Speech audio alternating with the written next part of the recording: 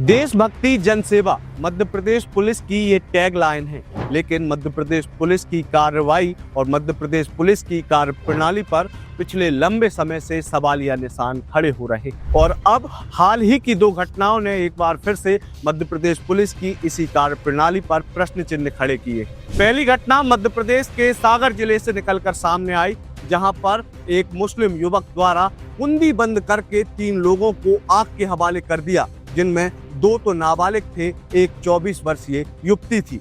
तीनों लगभग अर्धजली अवस्था में अस्पताल भेजे गए, जहां पर 2 लोगों की मौत हो गई और युवती अब तक जिंदगी और मौत से जंग लड़ रही है। दूसरी घटना मध्य प्रदेश के आष्टा से सामने आई, जहां पर एक पत्रकार को पुलिस के द्वारा इतनी बर्बरता से मारा गया कि उस पत्रकार के शरीर पर अब तक निशान बने हुए हैं और वह पत्रकार अब भी मध्य प्रदेश पुलिस के इन जिम्मेदार अधिकारी, जिम्मेदार पुलिस कर्मियों पर कार्रवाई के लिए न्याय की लड़ाई लड़ रहा है। नमस्कार, मेरा नाम है अंकित, आप देख रहे हैं आयुध। आज के वीडियो में हम बात करेंगे कि आखिरकार मध्य प्रदेश पुलिस की ऐसी कौन सी मजबूरी है कि इन दोनों ही घटनाओं के पीछे जो जिम्मेदार पुलिस अधिकारी हैं उन पर कार्रवाई नहीं की जा रही और लोगों को देर से न्याय मिल रहा है।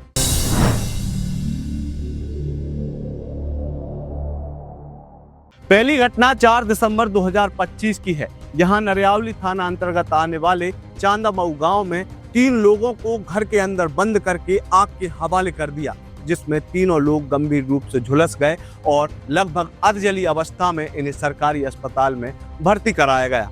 इस घटना की पूरी विस्तृत रिपोर्ट हमने एक बार पहले भी आयुध के माध्यम से आप तक पहुंचाई है, जिसमें हमने बताया था कि कैसे गांव का ही फहीम नाम का युवक एक 24 वर्षीय युवती को प्रेम जाल में फंसाता है और जब वह युवती उससे मिलने नहीं आती तो वह धमकी देता है कि मैं तेरे घर में आग लगा दूंगा। और हुआ भी ऐसा ही। ठीक 10:30 बजे इस युवती के घर में 3 लोगों को कुंडी लगाकर बंद करके आग लगा दी गई और इस घटना में 2 नाबालिग युवक और एक युवती आग में झुलस गए, जिसके बाद 7 दिसंबर 2025 को 15 वर्षीय नाबालिग लड़के की मौत हो गई। परिवार की गम के आंसू अब तक सूखे ही नहीं थे, जिसके बाद 13 दिसंबर 2025 को 17 वर्षीय एक और लड़की की मौत हुई और 24 वर्षीय यह जो पीड़िता है वह अब भी जिंदगी और मौत से जंग लड़ रही है।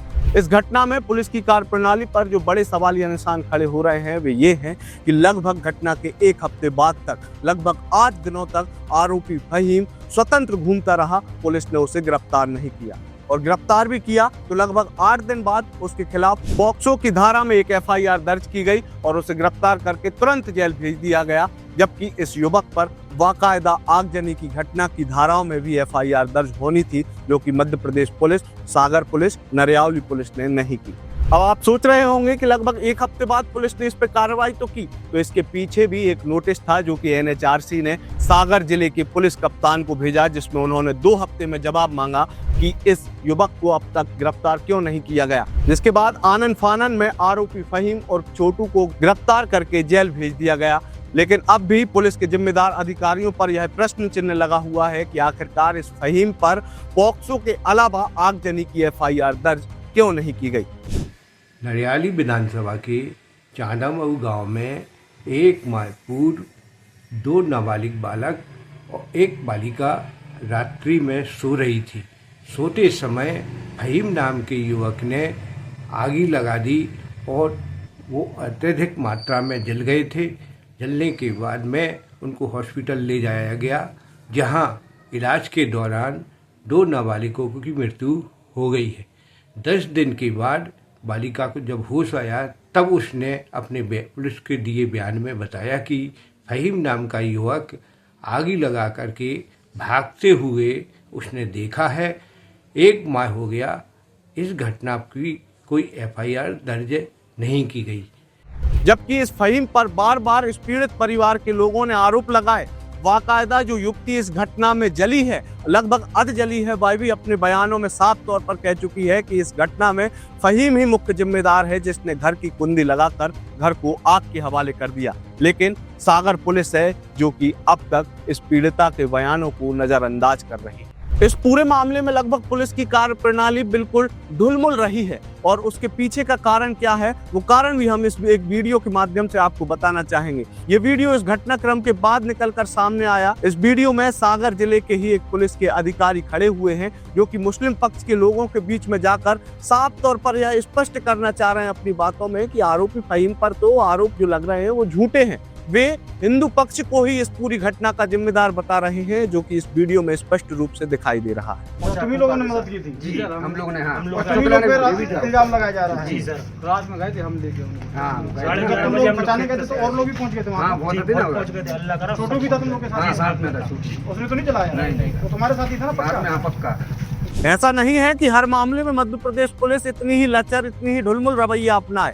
मध्य प्रदेश पुलिस एक्टिव होती है एक राष्ट्रीय पत्रकार पर लठ चलाने में, उसके साथ मारपीट करने में। यह घटनाक्रम सीहोर जिले के आष्ठा का है, जहां पर 27 दिसंबर 2025 को जी न्यूज के रिपोर्टर प्रमोद शर्मा एक घटनाक्रम की रिपोर्ट कर रहे थे। इसी दौरान पुलिस को उनकी रिपोर्टिंग पसंद नहीं आई और आष्ठा पुलिस के जिम्मेदार गिरीश दुबे और उनके साथ ही जी न्यूज के इस रिपोर्टर के साथ बर्बरता से मारपीट करते हैं। न केवल मारपीट करते हैं बल्कि जी न्यूज के रिपोर्टर के साथ कैमरामैन रजत दुबे दोनों को पकड़ के थाना ले जाया जाता है, जहां पर उनके कैमरे से इस पूरे घटनाक्रम जो रिपोर्टिंग वो कर रहे थे उसका पूरा डेटा डिलीट कर दिया जाता है और उनके साथ ऐसी मारपीट की जाती है कि आज लगभग एक हफ्ता बीत जाने के बावजूद भी प्रमोद शर्मा के शरीर पर दिए गए जख्म ताजे हैं। प्रमोद शर्मा अब भी न्याय की गुहार लगा रहे हैं। सीएम से लेकर हर जगह पर उन्होंने प्रयास किया कि इस जिम्मेदार अधिकारी गिरीश दुबे पर कोई कार्रवाई हो सके, लेकिन आज दिनांक तक कोई कार्रवाई नहीं हुई। आप सोच रहे होंगे कि ये पत्रकार कोई छोटा मोटा पत्रकार होगा जिसके साथ पुलिस ने मारपीट की। अगर आप ऐसा सोच रहे हैं तो आप बिल्कुल गलत हैं। जिस प्रमोद शर्मा के साथ मारपीट की है उस प्रमोद शर्मा ने न केवल राष्ट्रीय लेवल पर बल्कि अंतर्राष्ट्रीय लेवल पर जाकर बांग्लादेश में हिंदू समाज का पक्ष उठाया, हिंदू समाज पर हो रहे अत्याचारों को दिखाया और ऑपरेशन सिंदूर के दौरान सीमा पर सरहद पर जाकर उसने एक एक खबर से आपको और हमें वाकिफ कराया। लेकिन अब तक प्रमोद शर्मा पर लठ बरसाने वाले जिम्मेदार अधिकारी गिरीश दुबे पर किसी भी प्रकार की कार्रवाई नहीं हुई। जैसे सागर की घटना में एक पुलिसकर्मी का वीडियो वायरल हो रहा है, वैसे ही आष्ठा के जो जिम्मेदार पुलिस अधिकारी हैं गिरीश दुबे जिनका नाम है, उनका भी एक वीडियो सोशल मीडिया पर जमकर वायरल हो रहा है, जिसमें वह टोपी लगाए हुए कुछ भाईजानों से संवाद कर रहे हैं, उनकी तारीफों के कसीदे कस रहे हैं। अब आप समझ सकते हैं कि दोनों ही मामले में पुलिस का एक तरफ झुकाव क्यों रहा। पुलिस की कार्यप्रणाली पर इन दोनों वीडियो के सामने आने के बाद से लेकर लगातार सवालिया निशान खड़े हो रहे हैं और हमारी इस रिपोर्ट के माध्यम से हम भी यही प्रश्न पूछ रहे हैं कि आखिरकार मध्य प्रदेश पुलिस को हुआ क्या है, कैसे वह इन दोनों गंभीर मामलों में इस प्रकार का लचर रवैया अपना रही है। क्यों नहीं सागर के उन जिम्मेदारों पर कार्रवाई की जा रही है जो एक हिंदू बेटी को न्याय नहीं दिलवा पा रहे। क्यों नहीं आष्ठा के उन जिम्मेदारों पर कार्रवाई हो पा रही है जो पत्रकार पर सरेआम डंडा चला रहे। आपको यदि हमारी ये रिपोर्ट पसंद आई हो तो इसे अपने दोस्तों और रिश्तेदारों के साथ साझा करना ना भूलें। आपका बहुत बहुत धन्यवाद। लगातार जुड़े रहने के लिए आयुक्त को सब्सक्राइब जरूर करें।